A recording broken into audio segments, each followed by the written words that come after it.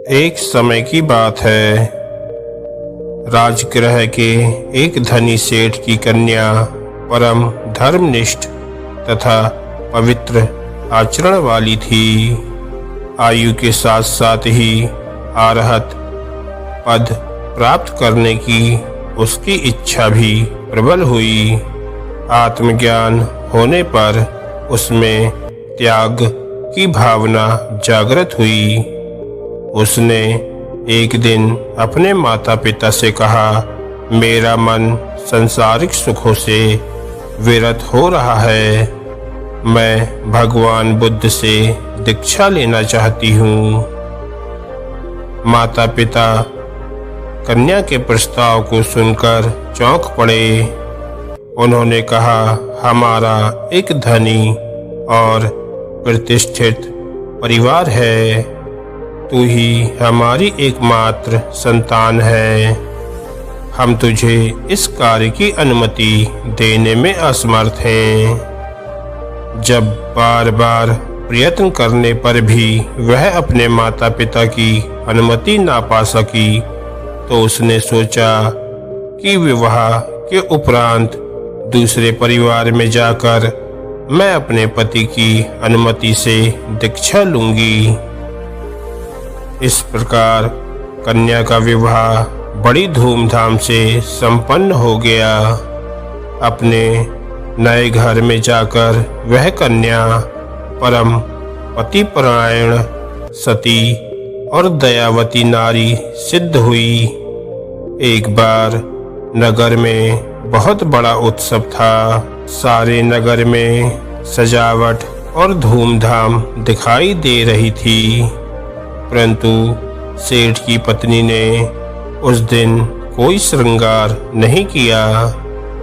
नित्य की भांति साधारण वस्त्र पहने तथा बिना अलंकारों के वह घर का कामकाज कर रही थी। सेठ ने आश्चर्य भाव से पूछा, अरे यह क्या, आज भी तुम इसी वेश में रहोगी क्या? श्रृंगार क्यों नहीं किया? सती ने उत्तर दिया, इस मलयुक्त नश्वर शरीर के श्रृंगार से क्या लाभ? जरा और मृत्यु का ग्रास, यह शरीर क्या श्रृंगार करने योग्य है? शमशान की धरोहर, वासनाओं का क्रीड़ा स्थल, रोगों का आवास और कर्मों का संचित कोष मात्र ही तो है। यह शरीर भीतर से मल युक्त होने से यह बाहर भी मलों का ही प्रसार करता है। इसका श्रृंगार एक मल पात्र के श्रृंगार के समान है। पति को यह उपदेश कुछ अच्छा न लगा। उसने कहा, यदि तुम इस शरीर को इतना पापमय समझती हो तो भिक्षुणी क्यों नहीं बन जाती हो? पत्नी ने सहज भाव से उत्तर दिया, यदि मुझे स्वीकार कर लिया जाए तो मैं आज भी व्रत लेने को तैयार हूँ। पत्नी की अत्यधिक रुचि देखकर सेठ उसे विहार में ले गया और वहाँ बहुत सा दान देकर उसे भिक्षुणी के व्रत में दीक्षित करा दिया। इस प्रकार भिक्षुणी हो जाने पर उसे देवदत्त के आश्रम में अन्य भिक्षुणियों के साथ रखने की व्यवस्था कर दी गई। संयोग से जिस समय सेठ की पत्नी आश्रम में आई, उस समय वह गर्भवती थी, परंतु इसका उसे ज्ञान न था। धीरे धीरे गर्भ के लक्षण प्रत्यक्ष होने लगे। भिक्षुणियों में इससे बड़ी चिंता फैल गई और उन्होंने देवदत्त से इसकी चर्चा की। देवदत्त ने बदनामी के डर से उसे आश्रम से निकाल देने का आदेश दे दिया, परंतु वह नई भिक्षुणी दृढ़ संकल्प और साहस वाली थी। उसने अपनी संगिनियों से कहा, मैंने दीक्षा तथागत से ली है। देवदत्त तो बुद्ध नहीं है। मुझे दीक्षा बड़ी कठिनता से प्राप्त हुई है।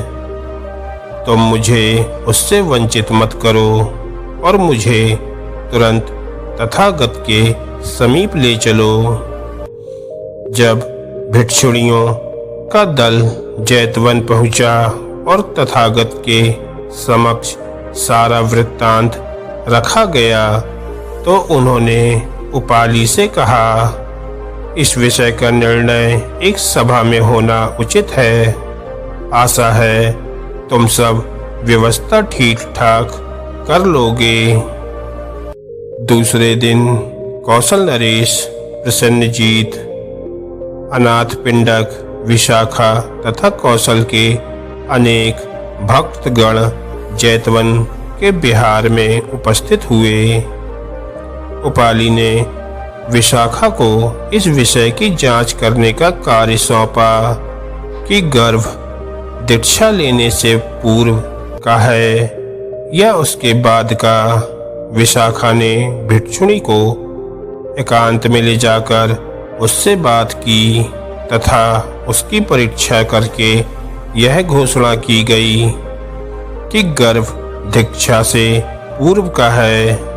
इस प्रकार वह भिक्षुणी निर्दोष मानी जानकर पुनः आश्रम में भेज दी गई। समय पर उसके एक पुत्र हुआ। एक दिन मगध के राजा को आश्रम में एक बालक के रोने का शब्द सुनाई दिया। उन्होंने जब यह जाना कि एक भिक्षुणी माता बन गई है तो उस बालक को मांगकर ले गए। मगध के राजमहल में बालक का राजकुमारों की भांति लालन पालन हुआ। इस बालक में असाधारण ज्ञान के लक्षण बहुत थोड़ी आयु में ही प्रकट हो गए और 7 वर्ष का होने पर उसे तथागत ने अपनी शरण में ले लिया। यही ज्ञानी भिक्षु कश्यप अथवा राजकुमार कश्यप के नाम से प्रसिद्ध हुआ। भगवान बुद्ध के समक्ष चर्चा चलने पर उन्होंने कहा, तथागत ने इसी जन्म में माता और पुत्री की रक्षा नहीं की है। इससे पूर्व भी उन्होंने ऐसा ही किया था। भिक्षुणी रूपी हिरणी की प्राण रक्षा भगवान ने की थी। ऐसा कहकर उन्होंने पूर्व जन्म की कथा सुनाई। एक बार जब काशी में राजा ब्रह्मदत्त राज्य करता था, बोधिसत्व का जन्म एक मृग के रूप में हुआ। जन्म से ही इस मृग का शरीर सोने के रंग का था। उसकी आंखें रत्नों की भांति दमकती थी। उसके सींग चांदी की भांति श्वेत रंग के थे। उसका मुख रक्त वस्त्र की पोटली के समान तथा उसकी पूंछ सुरा गाय की पूंछ के समान थी। उसके साथ 500 तरुण हिरणों तथा हिरनियों का समूह था। लोग उसे निग्रोध मृगराज कहते थे। निकट में ही मृगों का एक दूसरा समूह रहता था। उसके सरदार के शरीर का भी रंग सोने का था। उसे लोग शाखा मृग कहकर पुकारते थे। काशी के राजा को आखेट बहुत प्रिय था। वह अपना राजकाज छोड़कर प्राय ही आखेट को चला जाया करता था। राज्य के लोगों ने सोचा कि राजा मृगों के शिकार के लिए राज्य का सब काम छोड़कर चले जाते हैं। इससे हम सबको असुविधा होती है। क्यों ना हम लोग राजा के उद्यान में ही वन के मृगों को हाँक लाएं। ऐसा सोचकर उन्होंने उद्यान में बहुत सी घास बो दी और मृगों के पीने के लिए पानी की भी व्यवस्था कर दी। इसके पश्चात वे जंगल में गए और मृगों को घेर कर उद्यान में कर दिया। फाटक बंद हो जाने से अब कोई मृग बाहर न जा सकता था। एक बार राजा उद्यान में गया। वहां उसने अन्य मृगों के साथ बोधिसत्व स्वर्ण मृग को भी देखा। उस मृग के रूप और गुणों से प्रभावित होकर उसने उसके वध का निषेध कर दिया, परंतु वह स्वयं धनुष बाण लेकर उद्यान में जाता था और अन्य मृगों का शिकार नित्य ही किया करता था। बोधिसत्व ने मृगों की प्राण रक्षा के लिए एक उपाय निकाला। शाखा मृग को बुलाकर उसने सलाह की और यह निश्चय किया कि आखेट की प्रथा बंद की जाए। एक मृग वध भूमि पर नित्य नियम पूर्वक भेज दिया जाए। नियम मान्य हो गया और राजा ने मृगों का शिकार बंद कर दिया। एक दिन एक गर्भवती हिरणी ने शाखा मृग से कहा, आज मेरी बारी वध भूमि में जाने की है, परंतु मैं गर्भवती हूँ। मेरे साथ एक मृग की और भी हत्या हो जाएगी।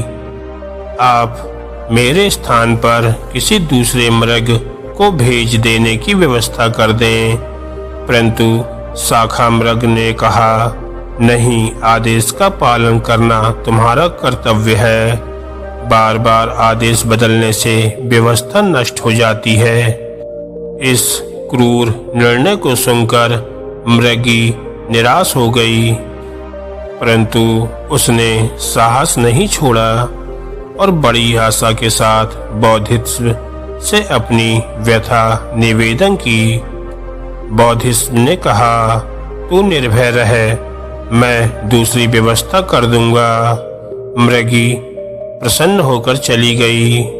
दूसरे दिन वधिक ने राजा से निवेदन किया, महाराज, वध भूमि पर आज निग्रोध मृग उपस्थित है, जिसे मारने का आपने निषेध किया। राजा को बड़ा आश्चर्य हुआ। वह हाथी पर चढ़कर वध भूमि पर पहुंचा।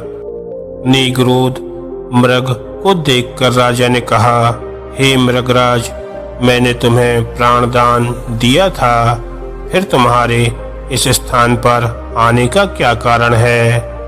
बोधिसत्व ने कहा, हे राजन, मेरे पास एक मृगी ने आकर कहा कि मैं गर्भवती हूँ, अतः मेरे स्थान पर किसी दूसरे मृग को भेजने की व्यवस्था की जाए। उसकी जीवन रक्षा के लिए मैं स्वेच्छा पूर्वक अपने को अर्पित कर रहा हूँ। आप इसका कुछ और अर्थ न समझें। राजा ने कहा, हे मृगराज, मैंने इतना बड़ा त्याग करने वाला व्यक्ति मनुष्यों में भी नहीं देखा है। तुम धन्य हो, मैं तुमसे बहुत प्रसन्न हूँ और तुम्हारे साथ उस मृगी को भी अभय दान देता हूँ। अब तुम्हारी और उस हिरणी की प्राण रक्षा करना मेरा कर्तव्य है। बोधिसत्व ने कहा, हे राजन, दो की प्राण रक्षा से क्या होगा? शेष तो मृत्यु के मुख में जाएंगे ही। राजा ने कहा, अच्छा, मैं उन सबको भी अभिदान देता हूँ। बोधिसत्व ने फिर कहा, इससे तो उद्यान के हिरणों की प्राण रक्षा हुई है, परंतु उद्यान से बाहर वाले मृग वाणों का लक्ष्य बनेंगे ही। राजा ने कहा, अच्छी बात है, मैंने संपूर्ण मृग जाति को अभयदान दे दिया। बोधिसत्व ने कहा, राजन, तेरी दया अपार है, परंतु दया में कृपणता अच्छी नहीं है। मृगों की रक्षा होने पर भी अन्य चतुष्पद विपक्षीग्रस्त रहेंगे। राजा ने कहा, हे लोक कल्याणकामी तेरी प्रसन्नता के लिए मैं समस्त चतुष्पद जगत को अभय देता हूँ। इसी प्रकार बोधिसत्व ने राजा से जलचर, नभचर और थलचर समस्त जीवों को अभयदान दिला दिया। अंत में बोधिसत्व से पंचशील का उपदेश प्राप्त कर राजा अपने महल को लौट गया। बोधिसत्व जीवों को अभयदान दिलाकर अपने अनुयायियों सहित पुनः वन में चले गए। समय आने पर मृगी ने एक सुंदर शावक को जन्म दिया। जब वह बड़ा हुआ तो उसकी माँ ने उसे उपदेश रूप में उपरोक्त कथा सुनाई और बताया कि बोधिसत्व ने कैसे हिरनौटे और हिरणी की प्राण रक्षा की थी। इस जातक कथा के अंत में भगवान ने कहा, इस जन्म का देवदत्त ही उस जन्म में शाखा मृग था। आनंद काशी का राजा था। भिक्षुणी गर्भिणी हिरणी थी और उसका बालक राजकुमार कश्यप मृग शावक था। मैं स्वयं तो निग्रोध मृग था ही। धन्यवाद दोस्तों।